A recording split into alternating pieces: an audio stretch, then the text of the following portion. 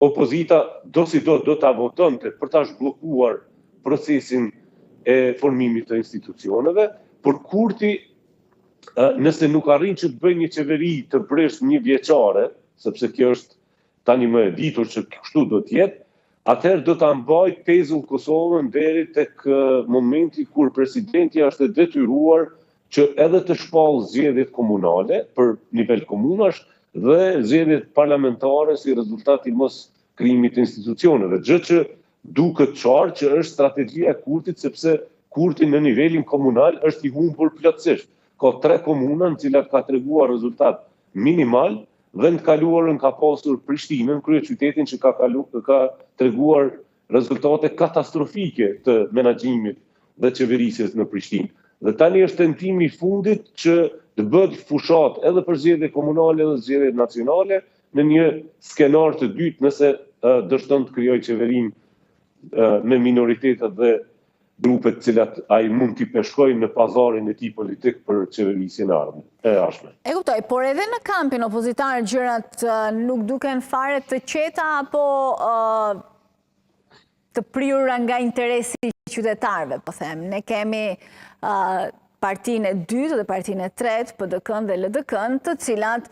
thonë se asnjëra nuk heq dorë nga posti i kryeministrit. Sidomos, Lumir Abdi Xhiku duket se është i vendosur që do të bëjë qeveri vetëm nëse ai do jetë kryeministër. Po, unë mendoj që qëndrimi i Partisë Demokratike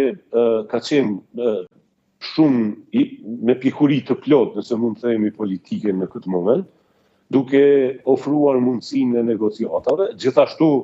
para prirë kësaj edhe qëndrimi i Aleancës për Ardhmërinë e Kosovës, që pa kushtëzime do ulen në tavolinë për krijimin e qeverisë partive parlamentare shqiptare, të cilat në legislaturën e kaluar ishin në opozitë. Tani të gjithë jemi në opozitë, sepse nuk ka parti që mund ta bëjë vetë. Dhe kemi një, si themi, qëndrim ashtu siç e përshkruat ju me Lidhjen Demokratike të Kosovës, e cila unë mendoj edhe në mënyrë të çuditshme është goditur kohëve të fundit nga pikërisht për ta shpërbër ose për ta krijuar një situatë të brendshme të konfliktit brenda LDK-s, dhe unë mendoj që nga historia, pjesëmarrja në proceset politike që këtu ka dorë vetë edhe lëvizjave të vendosje dhe Kurti, sepse kanë të qartë që çfarë do lloj unifikimi i partive parlamentare shqiptare në mos me njëherë në afatgjat do të preventonte një situatë dhe skenar të Shqipërisë, ku do zhdukshin parti dhe Lidhja Demokratike apo cila do parti që do mbetej në madhja do bëhej, si themi, lodëre e procesit politik, siç është bërë PD-ja në një kohë në Shqipëri. Dhe për të ikur kësaj situate, unë mendoj që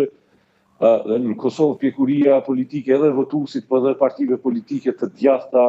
është shumë më e përgatitur tani më, duke marrë edhe mësime nga Shqipëria, që të mos lejoj kurthin e Kurtit që të krijohet konflikti brendshëm. Pa çka që po them, në mënyrë të koncentruar, në mënyrë shumë strategjike, lëvizja vetëvendosje nisi përçarjen për çështjen e votës së diasporës për brenda LDK-s për të preventuar unifikimin e LDK-s në një kamp të përgjithshëm partive parlamentare shqiptare. E di që tingëllon konspirative, por t'jeni të bindur që këtu kemi të bëjmë me një makineri luftarake në